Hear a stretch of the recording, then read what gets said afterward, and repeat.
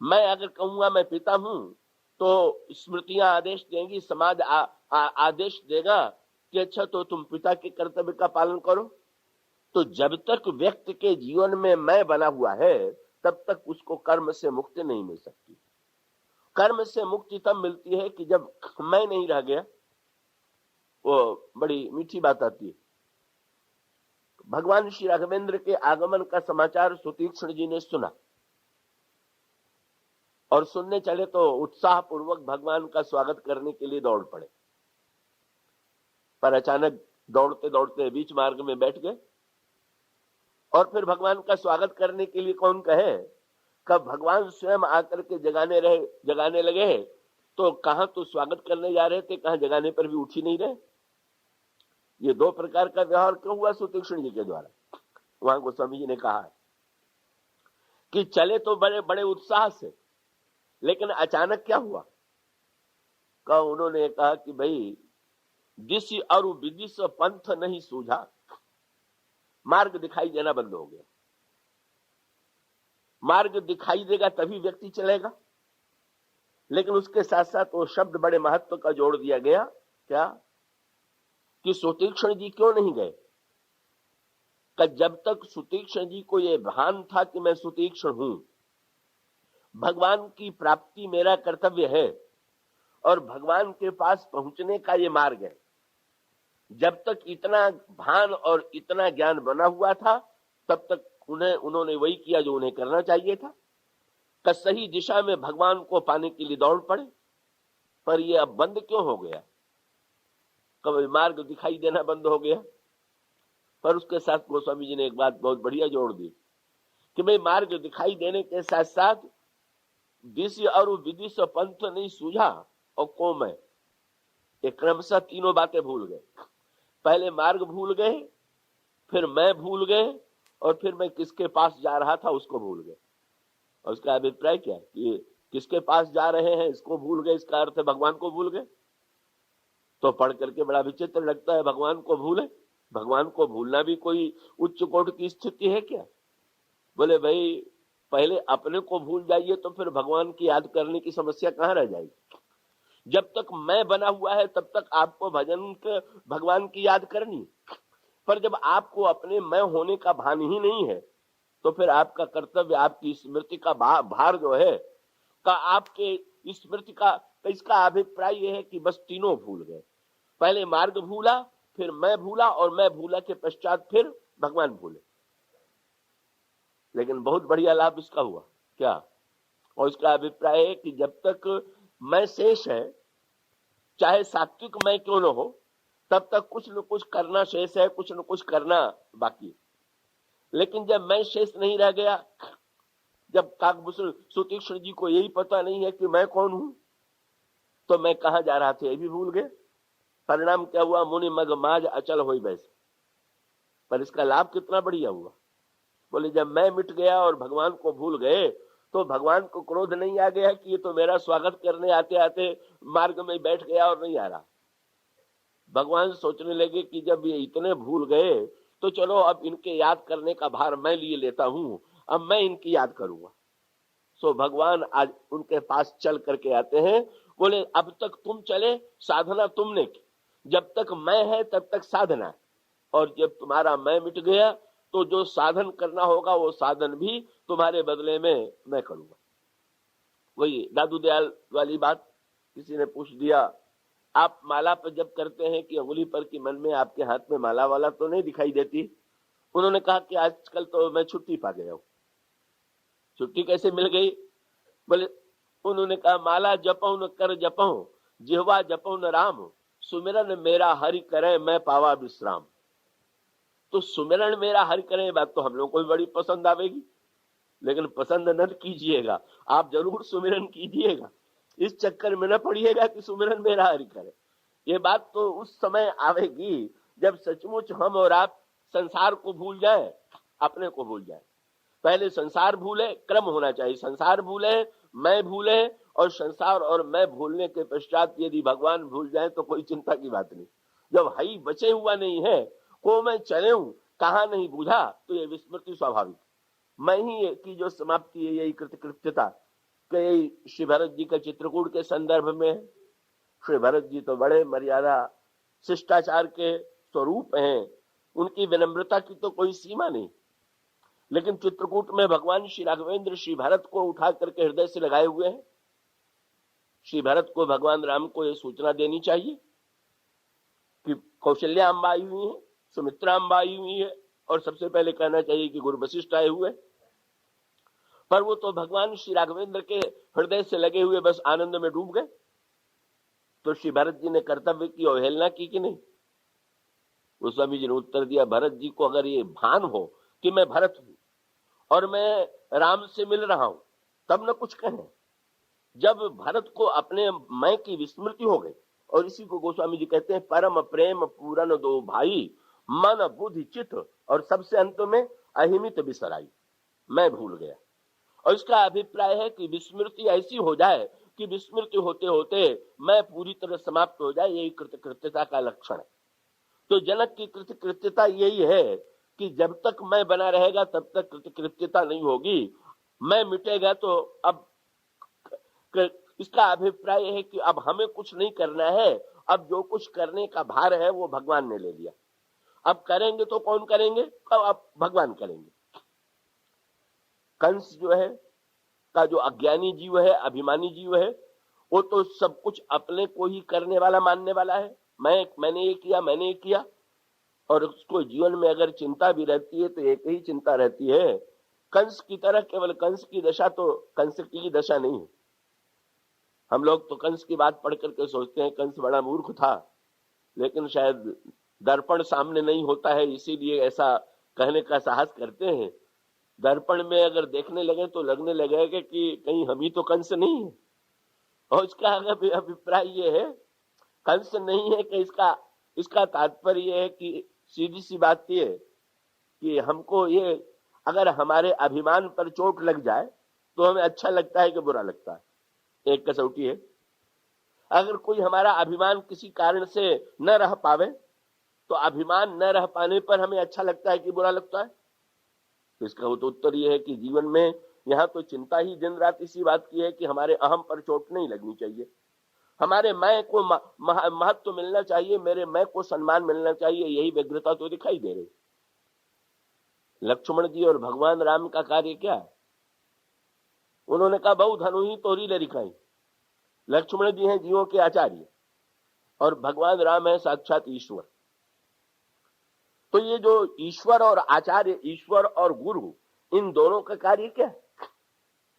बोले ये तो खेल खेल में ही धनुष को तोड़ा करते हैं, धनु ही को का ये तोड़ देना का यही इनका स्वभाव है।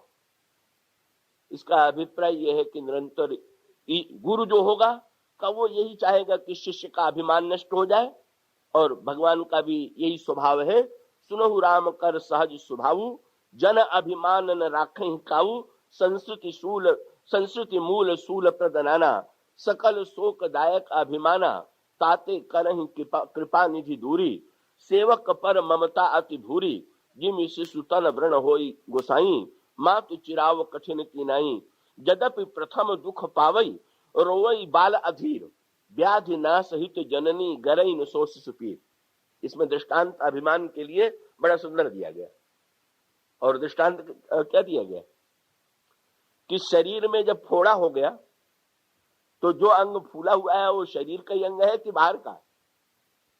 पर कितना उल्टा कार्य करना पड़ता है व्यक्ति को। क्या अगर बुद्धिमान व्यक्ति होगा, बच्चे तो घबराते हैं, लेकिन बुद्धिमान व्यक्ति अगर देख ले कि मेरा हाथ फूल गया है या शरीर में कहीं फोड़ा निकल आया है, तो ये प्रसन्न नहीं होता है कि बड़ा स्वस्थ में होता जा रहा हूं, और भी अधिक अंगों से अधिक मोटा हो गया, बल्कि तब उसको क्या चेष्टा करना पड़ता है? कब से चेष्टा करना पड़ता है कि डॉक्टर, शल्य चिकित्सक उसी अंग पर छुरी चला रहा है। उस अंग पर जब छुरी चला रहा है, फोड़ा काट रहा है, तो अंग के भाग को ही काट रहा है कि नहीं? पर स्वस्थ जब व्यक्ति होता है फोड़े के नष्ट हो जाने पर तो प्रसन्न होता है। इसी प्रकार से अभिमान भी जो है वो मानो शरीर का एक फोड़ा। इसका अभिप्राय यह है कि अपना ही अंग फूल गया तो फोड़ा हो गया, और इसी तरह से अपने आप में अभिमान बढ़ गया तो ये अभिमान का फोड़ा हो गया। और ऐसी परिस्थिति में ईश्वर से प्रार्थना ही करनी चाहिए कि प्रभु कृपा करके आप मेरा अभिमान नष्ट कर दें, अभिमान मिटा दें। लक्ष्मण जी का व्यंग ये था, और ये व्यंग आध्यात्मिक अर्थों में बड़ा सार्थक था। लक्ष्मण जी का तात्पर्य ये था कि महाराज ईश्वर और आचार्य तो निरंतर ही अभिमान मिटाने का कार्य किए ही करते हैं। उनके लिए तो वस्तुतः ये धनु के स्थान पर उन्होंने धनु ही शब्द का प्रयोग किया। और धनु ही कहने का अभिप्राय है कि व्यक्ति जो है अपने अहंकार को भले ही बड़ा माने हुए हो, पर वो धनु है कि धनु ही, बोले स्वयं उसको उसके अपनी दृष्टि से वो तो बहुत बड़ी वस्तु है, पर अगर ज्ञान की दृष्टि से देखें, वैराग्य की दृष्टि से देखें तो धनु ही माने। खेल खेल का तुच्छ पदार्थ। जैसे बालक जब किसी खिलौने से खेलता है और खिलौने को तोड़ देता है, घरौदा बनाता है और घरौदे को तोड़ देता है, तो बालक की दृष्टि में खिलौना वस्तुतः तोड़ देने में या घरौदा बिगाड़ देने में उसे रंच मात्र किसी प्रकार से संकोच का अनुभव नहीं होता है। इसी प्रकार से ईश्वर की दृष्टि में ये जीव जिन जिन वस्तुओं पर हम और आप अभिमान किया करते हैं, गर्व किया करते हैं, हमारी दृष्टि में चाहे जितना महत्व हो, पर ईश्वर की दृष्टि में उसका कोई स्थान है क्या? ईश्वर की दृष्टि में उसका गर्व का कोई कारण है क्या? वो तो लघु गाथा आपने सुनी होगी कि किसी महात्मा को किन्हीं समृद्ध व्यक्ति ने अपने घर में आमंत्रित किया और फिर अपने घर की एक एक वस्तु दिखाने लगे। ये है, मैं इसको इंग्लैंड से ले आया, इसको अमेरिका से ले आया, और ये मकान ऐसे बना, ये कारखाना ऐसे बना। बड़े गर्व से उन्होंने जब महात्मा को ये सुनाना प्रारंभ किया, महात्मा मुस्कुराने लगे। कमरे में बैठे हुए थे ड्राइंग रूम में, अचानक उन्होंने देखा कि एक दीवार पर विश्व का, पृथ्वी का नक्शा टंगा हुआ। तो उन्होंने पूछ दिया कि ये क्या है? बोले महाराज ये पृथ्वी का नक्शा है। अच्छा, पास में चले गए। बोले तो इस पृथ्वी में एशिया महाद्वीप कहाँ है? तो उन्होंने थोड़ा दिखाया, ये भाग महाराज एशिया है। फिर पूछा अच्छा तो इसमें भारतवर्ष कहाँ है? तो भारतवर्ष और भी छोटा हो गया। फिर इसमें पूछा कि बंबई कहाँ है? तो बंबई तो एक खाली बिंदु बना हुआ था। जब उन्होंने कहा बंबई ये है, तो उन्होंने पूछा कि इसमें तुम्हारा मकान कहाँ है? बोले महाराज विश्व के नक्शे में कहीं मेरा मकान थोड़ी मिलेगा। तो उन्होंने कहा जब विश्व के नक्शे में तुम्हारा मकान नहीं है, तो ब्रह्मांड के नक्शे में क्या है तुम्हारा स्थान? तुम जो इतना गर्व कर रहे हो, किस बात पर कर रहे हो? और इसका अभिप्राय है कि व्यक्ति बुद्धि की दृष्टि से विचार करके देखे तो इतने ज्ञानवान हो चुके हैं कि काहे का ज्ञान का गर्व। धन का अभिमान करे तो धन और समृद्धि का जो वर्णन किया गया है, उस धन और अभिमान के सामने काहे का धन का अभिमान। पद का अभिमान करे तो काहे का अभिमान। यानी कितने लोग पद पर आते और चले जाते हैं। तब वस्तुतः लक्ष्मण जी ने जो सांकेतिक भाषा कही थी, वो तो अगर उसके अंतरंग अर्थ को परशुराम जी ने लिया होता तो लक्ष्मण जी ने बहुत बढ़िया बात कह दिया। बोले महाराज आपको धनुष टूटने का दुख नहीं, बल्कि व्यंग्य क्या किया? बोले यही धनु पर ममता के हेतु। व्यंग्य ये था कि महाराज चाहिए तो ये था कि अहमता और ममता यही दोनों झंझट की जड़ है, दोनों से आप मुक्त हो जाते। लेकिन कैसी विचित्र बात, शंकर जी तो प्रसन्न हो गए धनुष टूटने से, क्योंकि उनको लगा ममता तो उन्होंने पहले छोड़ दिया था। जब जनक जी को धनुष उठा के दे दिया तो उसी दिन से उन्होंने कहा मेरा धनुष नहीं। जब जनक को मैंने दे दिया तो जनक जाने ये जनक का धनुष हो गया। और जब प्रभु ने तोड़ दिया तो अहमता भी, तो भगवान शंकर प्रसन्न हो गए कि ममता और अहमता दोनों विनष्ट हो गई। पर कितने बड़े दुर्भाग्य की बात यह है कि आप दुखी हो रहे हैं। क्यों? बोले इसलिए कि आपने अहमता, जिससे शंकर जी ने ममता हटाई, अहमता हटाई, आपने बलात् जोड़ दिया, बिना मतलब जोड़ दिया। ना आपको धनुष से कुछ लेना है न देना है, कुछ नहीं है। लेकिन इसका अभिप्राय है कि सारा दुख संसार में दूसरों का अभिमान टूट जाए।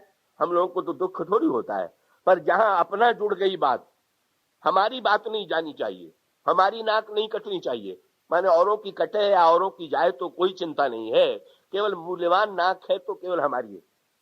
तो भाई ये जो दृष्टि है ये तो शुद्ध अहमता और ममता की दृष्टि है। लेकिन परशुराम जी ने उसे ढिठाई की भाषा में, उनको ये लगा कि कहां शंकर जी का दिव्य धनुष, और ये लड़का इतना ढीठ हो गया है कि ये ढिठाई में तुलना कर रहा है लड़कों के खेलने की धनुही से। बड़े क्रोध में आए और बिगड़ करके बोले, रे नृप बालक काल बस, बोले तो ही न संहार, धनु ही सम त्रिपुरारी धनु, विदित सकल संसार। अरे राजा के लड़के, अरे बालक, तू संभाल करके नहीं बोलता है क्या? शंकर जी की का धनुष जो है बच्चों की खेलने की धनुही के बराबर है? लक्ष्मण जी ने फिर दूसरा उत्तर दे दिया। लक्ष्मण जी ने तुरंत कहा, लखन कहा हंसी हमारे जाना, सुनहु देव सब धनुष समाना। अब ये बात तो उनकी भाषा तो तात्विक थी।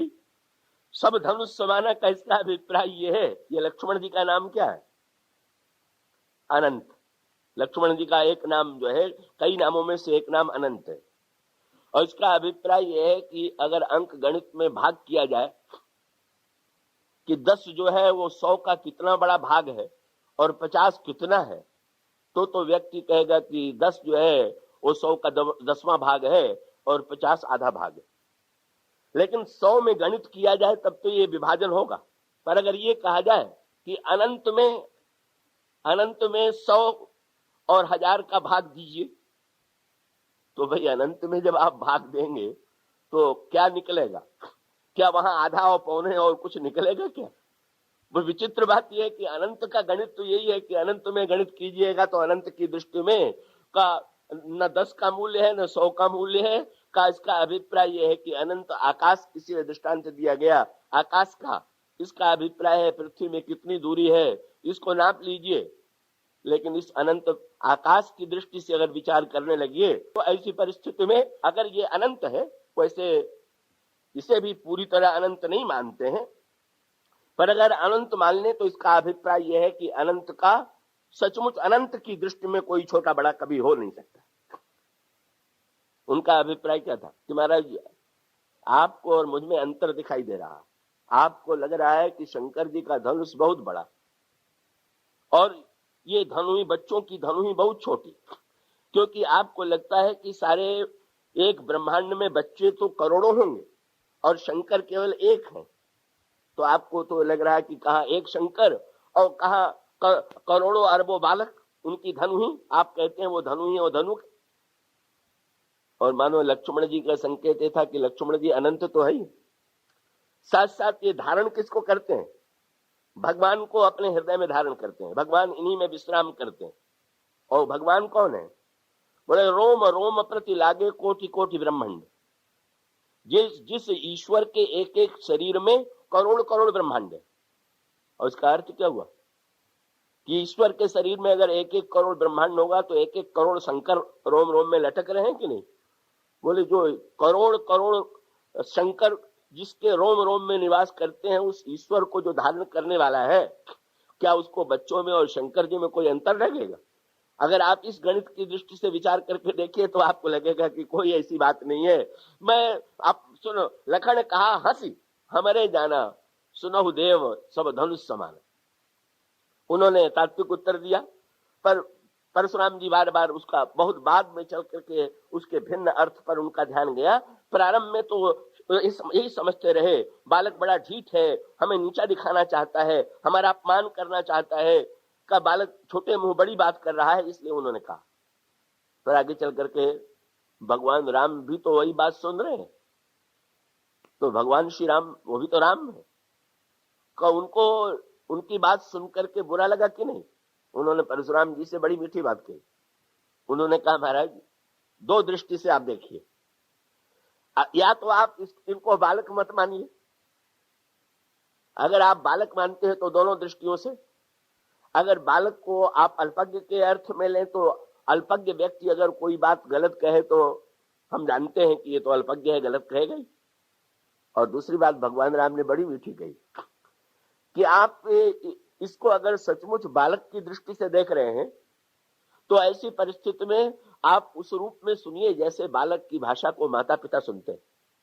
भगवान राम ने उनको जो सलाह दी वो वही था। आप फिर विचार मत कीजिए कि ये क्या कह रहा है, बल्कि ये आनंद लीजिए कि बालक बोल रहा है, भगवान राम का शब्द है, जो बालक कह तोतरी बाता, सुनहि मुदित मन पितु अरु माता। तो भाई संसार के पदार्थों में तो हमारे योग्यता की परीक्षा होती, पर ईश्वर के संदर्भ में जब हम कुछ कहते हैं तो ईश्वर उसे कैसे सुनता है? अगर वो अर्थ लगा करके सुने तब तो दंड दिए बिना नहीं रहेगा, लेकिन वो अर्थ लगा के तो सुनता नहीं।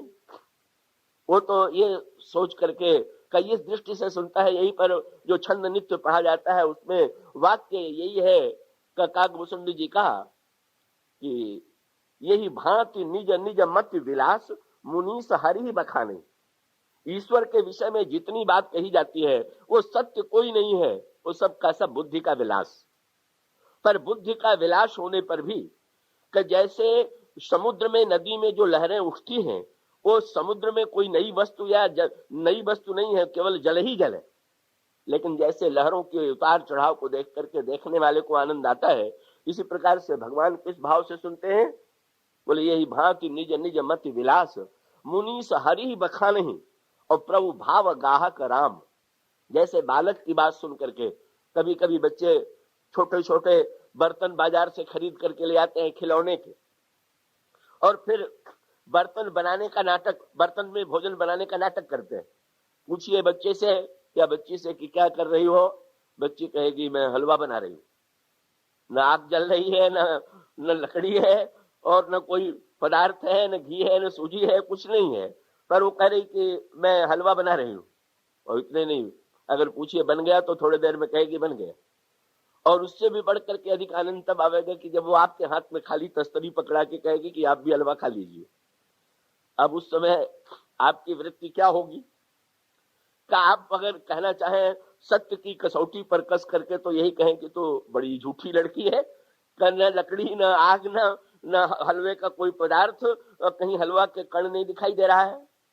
पर पिता का वात्सल्य इतना उमड़ता है, इतना प्रसन्न होता है कि वो उस खाली तस्तरी को ले लेता है और चम्मच से मुंह चला चला करके बड़े प्रेम से कहता है कि तुमने तो बहुत बढ़िया हलवा बनाया है। गोस्वामी जी का अभिप्राय यह है कि अगर संसार के पिता को इतना बालक की बात को सुन करके सत्य सत्य की कसौटी पर नहीं कसता है, बल्कि ये सोच करके प्रसन्न होता है कि बालक कह तो रहा है, कम से कम कर पाया चाहे नहीं कर पाया, कह तो रहा है, तो इसी प्रकार से भगवान कैसे हैं? तो संसार के जीव जो हैं का वो भगवान के बालक ही तो हैं। और यदि बालक हैं तो अगर हम बालकों के द्वारा भगवान के संदर्भ में जो बात कही जा रही है, चाहे बड़े से बड़ा मुनि कहे, चाहे बड़ा से बड़ा व्यक्ति कहे, लेकिन वो भगवान के संदर्भ में तो एक नन्हे बालक से बढ़ करके उसका कोई अर्थ नहीं। और जब भगवान से बढ़ करके भगवान के सामने सब नन्हे बालक हैं, तो किसने ठीक कहा और किसने ठीक नहीं कहा, ये बात ही व्यर्थ है। भगवान ये सुनते, गोस्वामी जी इसी बात को दूसरे दृष्टांत में देते हैं, गनी गरीब ग्राम नर नागर, पंडित मूढ़ मलिन उजागर, सुकवि कुकवि निज मति अनुहारी, नृपहि सराहत सब नर नारी, साधु सुजान सुशील नृपाला, ईस अंश भव परम कृपाला, सुनि सनमानहि सबहि सुबानी, भनिति भगति नति गति पहचानी, यह प्राकृत महिपाल स्वभाव, दान शिरोमणि कौशल राव। गोस्वामी जी ने कहा, एक राजा की सभाओं में एक दरिद्र जाता है, एक धनी जाता है, एक गांव का व्यक्ति जाता है, एक नगर का व्यक्ति जाता है। का एक श्रेष्ठ वस्त्र पहन के जाता है, दूसरा साधारण वस्त्र पहन करके जाता है। वे कहते हैं एक सुका भी है और एक कुका भी है। दोनों राजा की सभा में गए और वो अपनी अपनी दृष्टि से, कई एक व्यक्ति सोने की वस्तु लेकर के भेंट में गया और एक छोटा सा एक नन्ही सी मुद्रा लेकर के गया। गोस्वामी जी ने कहा, अगर सचमुच वो राजा पिता की तरह है, यही न प्रजा प्रिय प्राण समाना कह करके प्रजा और राजा का व्यवहार जो है पिता की तरह है, तो निश्चित रूप से उसको दोनों की भेंट स्वीकार करने में आनंद की अनुभूति होगी। एक श्रेष्ठ कवि अपनी कविता के द्वारा उसकी स्तुति करे और एक कुकवि अपनी कविता के द्वारा स्तुति करे। वो आपने भोज प्रबंध में पढ़ा होगा या सुना होगा